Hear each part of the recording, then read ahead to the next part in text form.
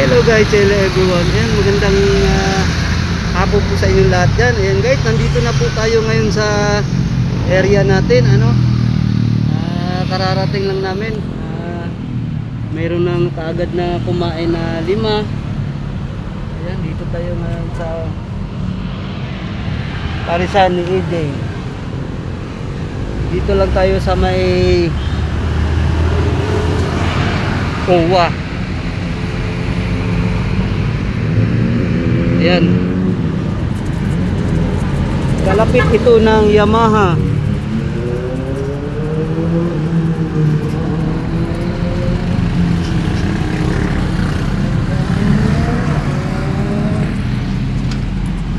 Ayan o, Yamaha.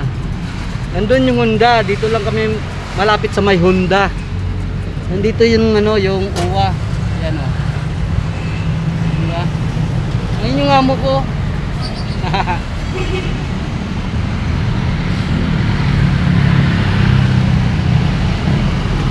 Guys, ito yung namin konti na lang.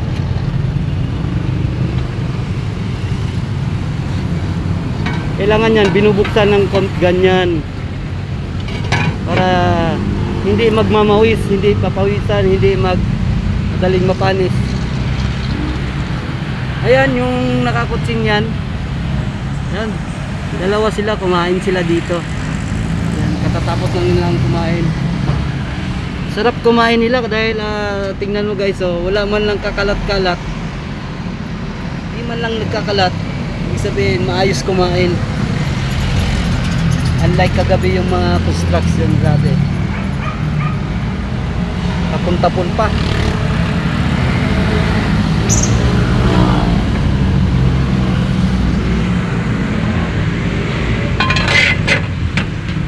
Dito na pala yung aking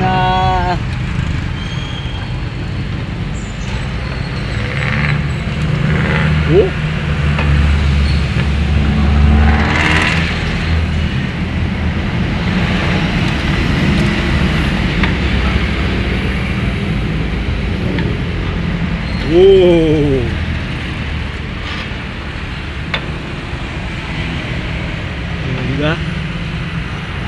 Ayan, umaritin na kayo at manain na tayo. Ayun, usok-usok pa oh. Usok yan, kailangan talaga kasi mainit.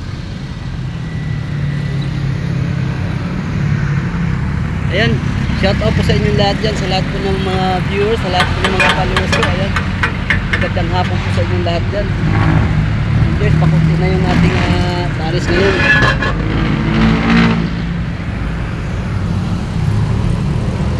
Kailangan laging pinupunasan, laging malinis para yung customer pag kumain, ayan, gaganahan kumain dahil lahat malinis.